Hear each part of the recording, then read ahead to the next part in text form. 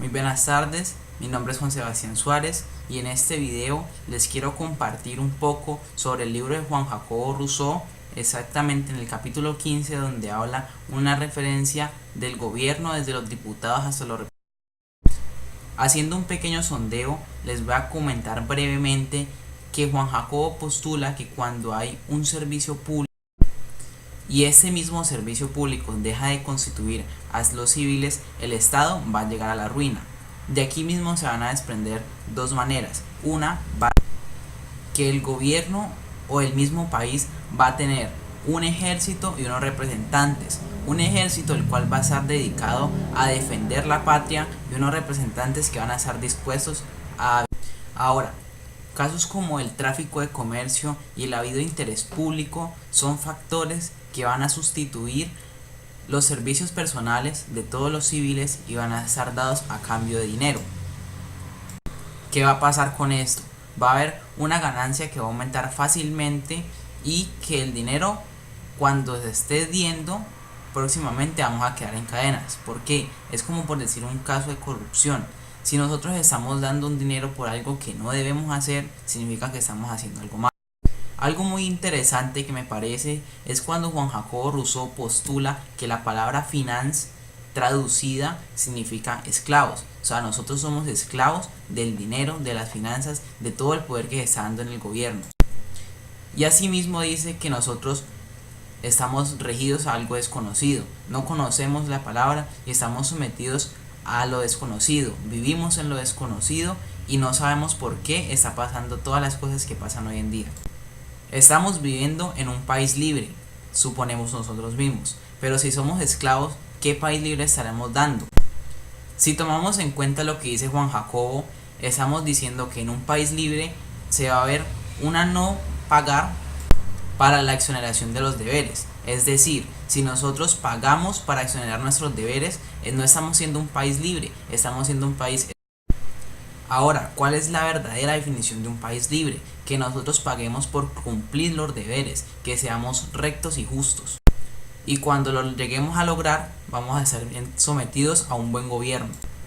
En cuanto estemos regidos a una mejor constitución del Estado, vamos a estar dados a una superioridad y a una mejoría de los bienes comerciales, tales como puede ser el dinero, la economía, las importaciones, exportaciones y todos los tratos económicos que el gobierno y el Estado tienen. Y así no solamente económicos, pueden ser sociales, políticos, culturales a nivel global. Obviamente, estos comercios se van a dar con un déficit, una pequeña disminución, pero si trabajamos en un buen gobierno, quiere decir que cuando hay un buen gobierno va a haber una asamblea. ¿A qué me quiero llegar? Que cuando tenemos un buen gobierno va a haber una asamblea. Los demás personas van a estar necesitados o van a estar interesadas en formar una asamblea para que el gobierno sea justo. Pero si no hay un gobierno legítimo, verdadero y que sea justo, las personas no van a acceder a ello. Por lo cual, el país va a estar regido a una voluntad general, va a estar dominado por esa misma voluntad. Vamos a vivir sin una asamblea porque nadie va a acceder a ella.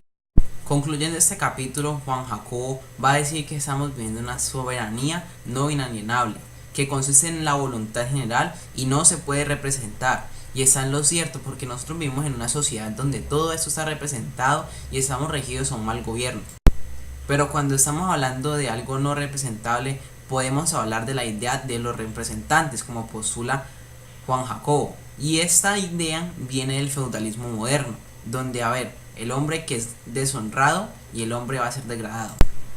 Y lo está dando por el mismo ejemplo como se veía en la antigüedad en Roma, que es el pago de los tributos, que para ellos es algo sagrado. Se estaba tratando de un gobierno que se sometía a la voluntad de las demás personas y les cobraba unos tributos sin importar a qué tratos estaban. Y ese mismo Juan Jacobo termina con una frase: no hay un contrato en el Estado que es el de la asociación y este excluye a todos los demás, por lo cual se está dando un mal gobierno. Y precisamente en este capítulo él va a tratar directamente una crítica hacia todos los representantes, diputados y ellos mismos del gobierno. Está pidiendo que se haya un buen gobierno y que se haya una buena comunicación entre todos para que podamos ser un buen gobierno, un mejor país. Con esta frase le damos fila al capítulo 15 del contrato social. Ahora siguiendo con el capítulo 16 del contrato social, Juan Jacobo está realizando una referencia desde la constitución del gobierno que no es un contrato. En este capítulo, Juan Jacobo postula que con el poder legislativo que obtiene el gobierno debe proceder de igual modo que el ejecutivo, ya que éste actúa de manera distinta a su naturaleza y que también éste no obra. Después de todo esto, Juan Jacobo dice que si el soberano tuviera la oportunidad de tener todo el poder ejecutivo, donde pudiera incluir lo derecho y hecho, habría una diferencia en que nosotros no vamos a poder diferenciar o saber qué sería el derecho y el hecho. Sería una confusión, por lo cual no podríamos saber si algo o es ley o no lo es. Lo que todo esto conllevaría a una desnaturalización del cuerpo político. Además de esto, dice que si hay una igualdad dada por el contrato social, absolutamente todos podríamos describir lo que somos todos. Podríamos dar nuestro punto de partida a raíz de lo que es toda la soberanía, la monarquía y todo el gobierno que se da en nuestro país. Y ya finalizando con este capítulo, Juan Jacobo dice una frase: que no hay más control que en el Estado, no hay un contrato definido, y eso se debe a que en todo el Estado se da un estilo de orden en el cual nosotros podemos ver y visualizar dónde se realizan todo lo que nosotros somos. Es decir, si nosotros tenemos una idea, tenemos un punto de partida, debemos expresarlo. ¿Por qué? Porque puede ser para bien o puede ser para mal, pero el mismo Estado es el que decide si está de acuerdo o no. Y es lo que lleva a decir que hay una imposibilidad o algo que no es posible de que haya un superior al soberano. En la monarquía nosotros tenemos al rey y nosotros sabemos que absolutamente nadie puede sobrepasarse del rey. Y es lo mismo que se da en el Estado. Absolutamente nadie se puede sobrepasar a las personas que están en el gobierno. Ahora continuamos con mi compañero Robinson García, que les hablará sobre el siguiente.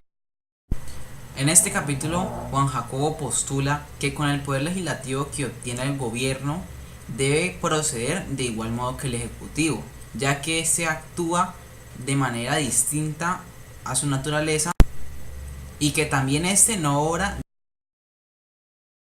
Después de todo esto, Juan Jacobo dice que si el soberano tuviera la oportunidad de tener todo el poder ejecutivo, donde pudiera incluir lo derecho y hecho, habría una diferencia en que nosotros no vamos a poder diferenciar o saber qué sería el derecho y el hecho. Sería una confusión, por lo cual no podríamos saber si algo o es ley o no lo es. Lo que todo esto conllevaría a una desnaturalización del cuerpo político. Además de esto, dice que si hay una igualdad dada por el contrato social, absolutamente todos podríamos describir lo que somos todos. Podríamos dar nuestro punto de partida a raíz de lo que es toda la soberanía, la monarquía y todo el gobierno que se da en nuestro país. Y ya finalizando con este capítulo, Juan Jacobo dice una frase: que no hay más control que en el Estado, no hay un contrato definido, y eso se debe a que en todo el Estado se da un estilo de orden en el cual nosotros podemos ver y visualizar dónde se realizan todo lo que nosotros somos. Es decir, si nosotros tenemos una idea, tenemos un punto de partida, debemos expresarlo. ¿Por qué? Porque puede ser para bien o puede ser para mal, pero el mismo Estado es el que decide si está de acuerdo o no. Y es lo que lleva a decir que hay una imposibilidad o algo que no es posible de que haya un superior al soberano. En la monarquía nosotros tenemos al rey y nosotros sabemos que absolutamente nadie puede sobrepasarse del rey. Y es lo mismo que se da en el Estado. Absolutamente nadie se puede sobrepasar a las personas que están en el gobierno. Ahora continuamos con mi compañero Robinson García, que les hablará sobre el siguiente. En este punto tocaremos del libro número 3, el capítulo 17 de la institución del gobierno.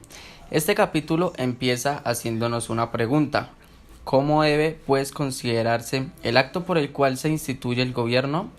Es así como procedemos a decir que este acto es complejo, ya que encontramos el establecimiento de la ley en el cual el soberano nos da a entender que habrá un cuerpo de gobierno ya establecido, y por otro lado, la ejecución en donde el pueblo escogerá a las personas que se encargarán de ese gobierno. El problema llega cuando pensamos en cómo puede haber un acto de gobierno antes de que este mismo exista, y que el pueblo, que no es solo un soberano, pueda ser un príncipe en su caso o un magistrado en algunas circunstancias. La conversión de la soberanía en democracia trae consigo cambios al pasar a una nueva relación con todos globalmente. Así pues, los ciudadanos convertidos en magistrados pasan de los actos generales a los particulares y de la ley a la ejecución, obteniendo un cambio total en su entorno. Por esta razón, se logra comprender que este cambio de relación es un claro ejemplo cotidiano que se vive en los parlamentos, en donde la Cámara Baja llega en determinadas ocasiones a convertirse en el gran comité para facilitar las deliberaciones, transformándose de Corte Suprema en una simple comisión, logrando así grandes soluciones, pero dándose cuenta que se generaron grandes transformaciones en aquel proceso. Por lo dicho con anterioridad, el gobierno democrático tiene una gran ventaja propia, que es poder ser establecido por un acto simple. En esta ocasión hablaremos sobre el capítulo número 18, medios para prevenir la usurpación del gobierno. En este capítulo se retoma lo dicho en el capítulo número 16. El acto que instituye el gobierno no es un contrato sino una ley. Por lo tanto, es muy claro que los personajes del poder ejecutivo no son los dueños del pueblo, sino sus funcionarios, pues el pueblo puede nombrarlos y destituirlos cuando sea la decisión necesaria, llevando consigo claro que al encargarse de las funciones que el Estado les da, estos no hagan más que cumplir sus deberes de ciudadanos, sin tener ningún derecho para discutir sobre las condiciones de estas mismas. En el caso que el pueblo instituya un gobierno, no es un compromiso el que adquiere, pues es una provisionalidad a la administración hasta que se tome la decisión de cambiarla. Es importante saber que estos cambios son peligrosos. Además, debemos saber que no se puede tomar el gobierno ya establecido mientras no tenga incompatibilidad con el bien público. Así pues, citamos una parte del texto que nos dice: el Estado no está más obligado a abandonar la autoridad civil a sus jefes que la autoridad militar a sus generales. Es así como todos los gobiernos del mundo, una vez que poseen la fuerza pública, usurpan a la autoridad soberana. Existen las asambleas periódicas, pues estas son convenientes para prevenir este mal. La apertura de estas asambleas, las cuales no tienen otro objetivo que el sostenimiento del pacto social, deben efectuarse siempre con dos proporciones. La primera es la voluntad del cuerpo soberano, conservar la actual forma del gobierno. La segunda proporcionalidad es si place al pueblo dejar la administración del gobierno a los actuales encargados de ella. Por esto, se afirma que no existe en el Estado ninguna ley fundamental que no pueda revocarse, incluso el mismo pacto social, pues si todos los ciudadanos se reúnen para romperlo y todos están de acuerdo, es indudable que el acto sería legítimo. Es así como termino mi exposición sobre el capítulo número 17 y 18 del libro número 3.